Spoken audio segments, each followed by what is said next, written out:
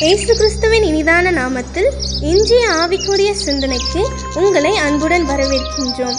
இப்போதும் ஒரு பாடலுக்கு பின்பு உங்கள் சிந்தையை தெளிவிக்கும் ஆவிக்குரிய செய்தியை கேட்கலாம். மன்னிப்பு மாட்சிமையா மாதேவனருளும் மன்னிப்பு மாட்சிமையா எண்ணுவாயோ கிழக்கு மேற்கு தூரமே எண்ணுவாயோ கிழக்கு மேற்கு தூரமே எல்லா உன் பாவம் அகன்ற தூரமே என்னாலுமே துதிப்பா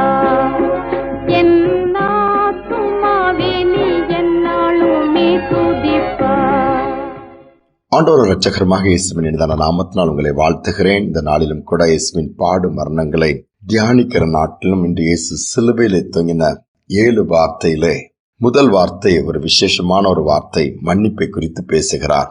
அதை நாம் நம்முடைய தியானத்திற்காக நான் வாசிக்கிறேன். லூக்கா எழுதின சுவிசேஷம் 23ஆம் அதிகாரம் 34ஆம் வசனத்தின் முதற் பகுதி சொல்கிறது, அப்பொழுது இயேசு, பிதாவே, இவர்களுக்கு மன்னியும், தாங்கள் செய்கிறது இன்னதென்று அறியாதிருக்கிறார்களே என்றார். எப்பொழுது இயேசுவை காட்டிக் கொடுத்த நேரத்திலிருந்து அவருக்கு விரோதமாய் ஜனங்கள் எழும்பி பிரதான ஆசாரியர், மூப்பர்கள் என எல்லாரும் ரோம போர்ச்சவர்கள் அவரை படுத்தின பாடுக்கு அளவே கிடையாது. அவரை வீதிகளெல்லாம் இழுத்து அவமானப்படுத்தி அடித்து முள்முடியை வைத்து சரீரங்கள் எல்லாம் கிழிக்கப்பட்டு இருக்கிறது. இரவெல்லாம் விசாரணை என்று சொல்லி அங்குமிங்கும் அலைக்கழிக்கப்படுகிறார். அப்புறம் அடுத்து வீதிகள் வெளியே இழுக்கப்பட்டு அந்த குறிப்பிட்ட இடத்திற்கு வந்து சிலுவையில அறைந்து தொங்க விடுகிறார்கள்.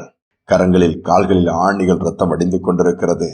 பரிதாபமான ஒரு சூழ்நிலையில் எல்லாம் எதிராக இருக்கும் பொழுது அந்த ஜனக்கூட்டத்தை பார்க்கிறார். ஒரு சிறு கூட்டம் அவர் அருகே சிலுவை என்றே அழுது கொண்டிருக்கிறனால் ஒரு பெரிய கூட்டம் ஆண்டவருக்கு விரோதமாய் முறுமுறுத்து அவமானப்படுத்தி அவரை நிந்தித்துக் கொண்டிருக்கிறது.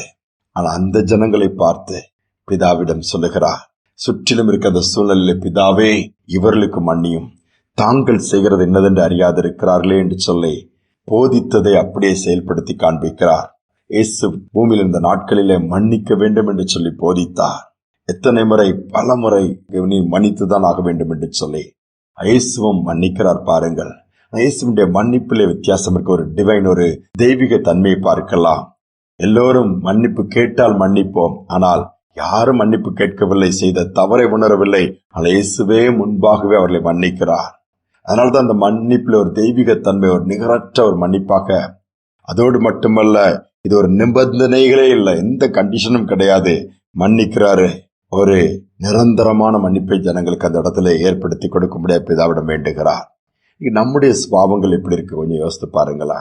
இயேசு முந்தி மன்னிக்கிறார். எல்லாம் மனம் திரும்பின பிறகுதான் மன்னிப்பு உண்டாகும் என்றுதான் நம் செய்திகளை கேட்போம். ஆனால் அந்த இடத்தில் பாருங்கள், இயேசு முன்பாகவே மன்னித்து பின்பு மனம் திரும்ப சொல்லக்கூடிய காரியங்களை 2வது அதை செய்வதையும் பார்க்க முடியும். ஒரு விபச்சாரத்தில் கையும் களவுமாய் பிடிப்பட்ட பெண்ணை கொண்டு நிறுத்துகிறார்கள்.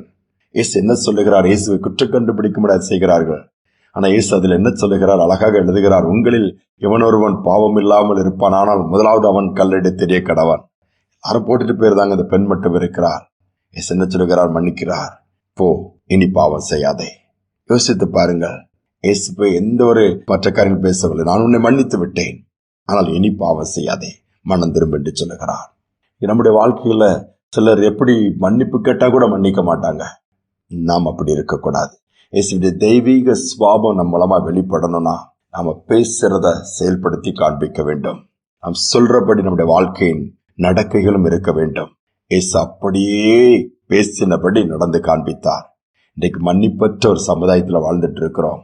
மனிதனுடைய சுபாவங்கள் எல்லாம் வேகமாய் மாறிக்கொண்டு இருக்கிறது.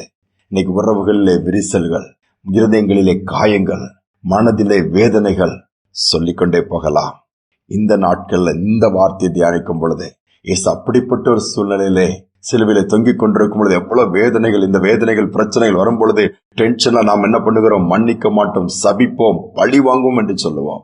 உங்களுக்கு தெரியும், ஒரிசா மாநிலத்துல ஆஸ்திரேலியா தேசத்திலிருந்து வந்த அந்த குடும்பம் குஷ்டரோகிகள் மத்தியிலே திருப்பணி செய்து வந்தது.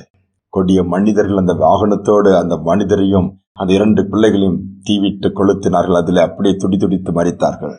மனைவி என்ன பதில் சொன்னார்கள்? அதற்கு ரிப்போர்ட்டர்ஸ் கேட்கும் போது, அவளுக்கு என்ன தண்டனை வாங்கி கொடுக்க போகிறீர்கள்?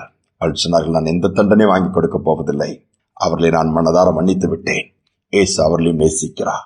சொல்ல முடியுமா?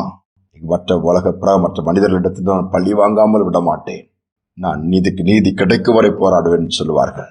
அவள் ஆண்டவருடைய பணியை செய்கிறவர்கள். இயேசுவின் சுபாவம் அவர்களுக்குள் இருந்தபடினாலே இயேசுவை போல அவள் செய்கிறது இன்னதென்று அறியாது இருக்கிறார்கள். அவளுக்கு மன்னியும் என்று சொல்லி ஆண்டவரை கேட்கிற அளவு காரியங்களை பேசினார்கள். அதை நாம் பார்த்தோம். நம்முடைய வாழ்க்கை இந்த வார்த்தையை கேட்கும் பொழுது நாம் மன்னிக்கிறவர்களா இருக்கிறோமா? நாம் மற்றவர்களுக்கு மன்னிப்போமானால் நம்முடைய குற்றங்களை கர்த்தர் நமக்கு மன்னிப்பார்.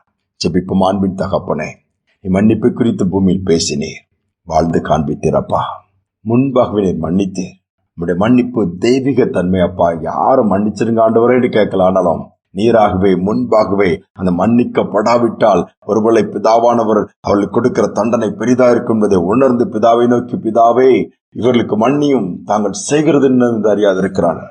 அப்படிப்பட்ட இருதயத்தை நீர் காண்பித்திருப்பா. அதனுடைய உணர்வுகளை காண்பித்தீர். நாங்களும் அநேக நேரத்தில் மன்னிக்க மறுக்கிறோம், அல்லது மன்னிக்க முடியாது என்று சொல்கிறோம், அல்லது பல விதத்தில் நம்முடைய சுபாவத்தை வெளிப்படுத்தாமல் வாழ்ந்து கொண்டிருக்கிறோம். இந்த நாளிலும் கூட இதை கேட்கிற பிள்ளைகள் ஒருவேளை யார் மேலால் கசப்புகள் வெறுப்புகள் இருக்குமானால், பழி வாங்க வேண்டும் என்று இருக்குமானால், அந்த நினைவுகள் மாறி மன்னித்து மறந்து உம்மை மகிமைப்படுத்த உதவி செய்வீராக. மன்னிக்கக்கூடிய பாக்கியத்தினை கொடுப்பதற்காய் ஸ்தோத்திரம். அப்படிப்பட்ட இருதயத்தினை ஏற்படுத்துவதற்காய் ஸ்தோத்திரம். தாழ்த்தி ஒப்புக் கொடுக்கிறோம். துதியான மகிமை ஏற்றுக்கொள்ளும் இயேசுவின் நாமத்தில் பிதாவே, ஆமேன், ஆமேன். மன்னிப்போம். ஆண்டவர் நமக்கு மன்னிப்பார். அவருடைய தெய்வீக தன்மை நாமும் வெளிப்படுத்தும். அந்த கிருபை கர்த்தர் கொடுப்பார். இந்த சிந்தனையோடு இந்த நாளை தொடருவோம். மீண்டுமாய் நாளை தினம் சந்திப்போம்.